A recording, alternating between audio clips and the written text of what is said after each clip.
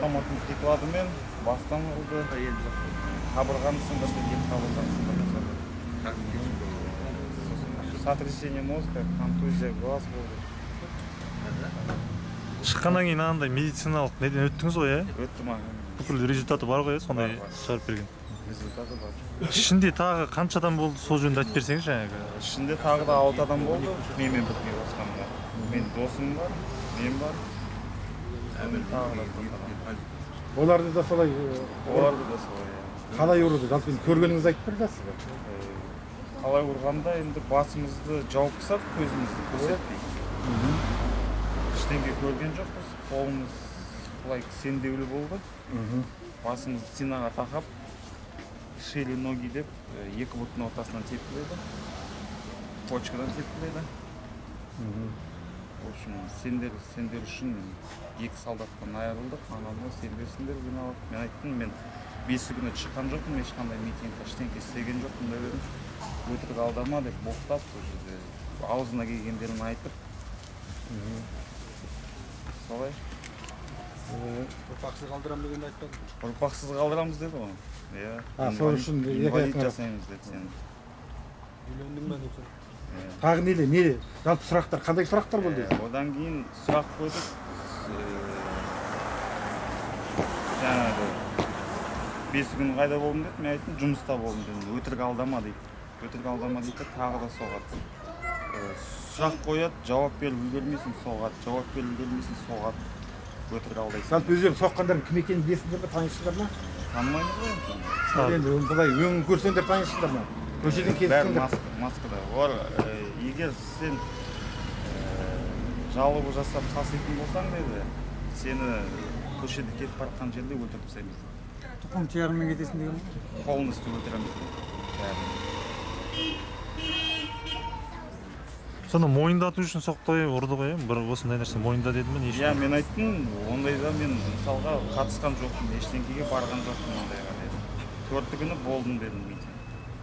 5 күні ешқайда шыққан жоқпын мен, жұмыста болдым дедім. Сенбесең, начальстводан сұрақ, ты кто такой нам указывает деді, тағы да соқты. Неше күн болдыңыз? Властьқа қарсы шықтыңдар ма дейді. Мен айттым, жоқ шыққан жоқ. Власті кім екенін білесіңдер ма дейді.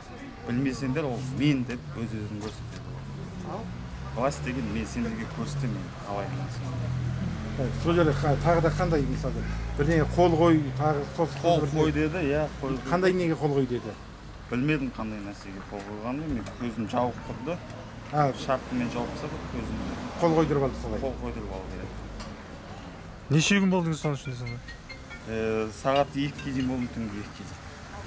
Содан кейін жіберді ме сізді? Иә, жіберді. Не причастен деп жіберді, сонымен.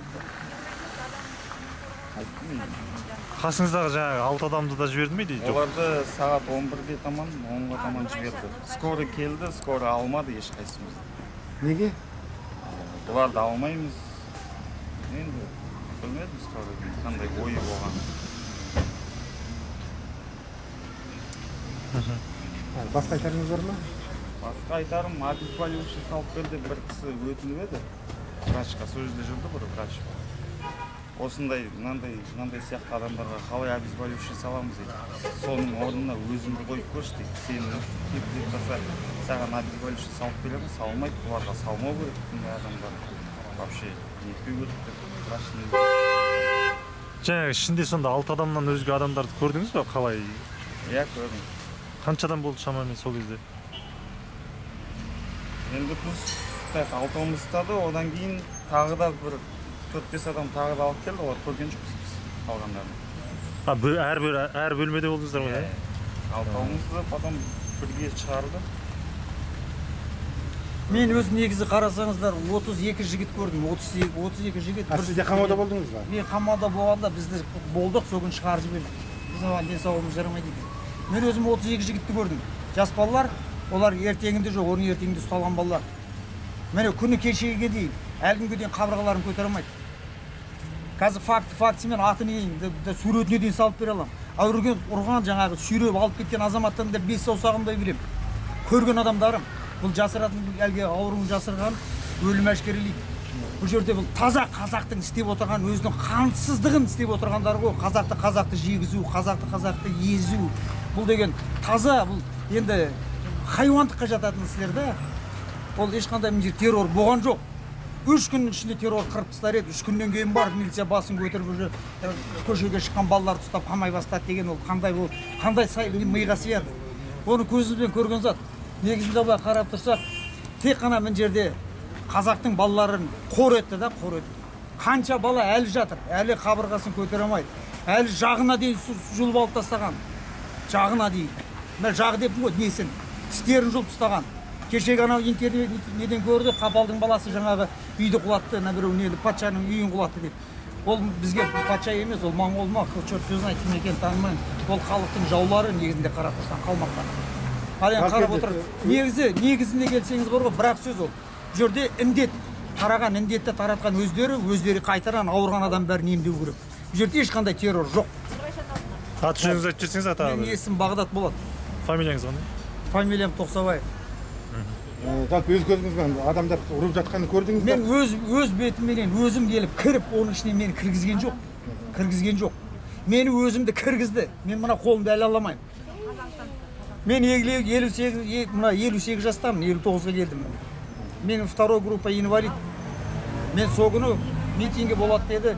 Әділ, кәдімгі әдемі митинг өтеді, халыққа өз мұқтажымызды айтамыз деп шыққан халықпыз. Сол кезде аяқ астынан дауыл тұрды дағын, апарып бәрімізді қамады. Сол қамаған күні мен мына қолым әлгідей кем.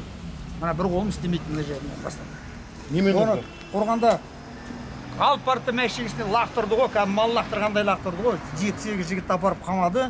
Содан кейін бір 2 сағат, 3 сағаттан, 4 сағаттан кейін ба, уже менің алды, маған дәрі әкеп берді балалар, су әкеп берді, су мен бер шықтым. Бер шыққан жоқ, мен қалым болған жоқ, мен қайттым. Мен өзім инвалид болдым. Жа жерде уже менде ауа райы болған жоқ, жүретін бір возможность болған жоқ. Сол кезде соғыс басталды ғой. Бұны енді қолдан жасап отырған іске халықты апарып, итермелеп, халықты кіргізіп, халықты қарсы қойып, бір-біріне жегізгеннен кейін, өз етін өзіне жегізгеннен кейін бұл сұмдық әңгіме ғой бұл.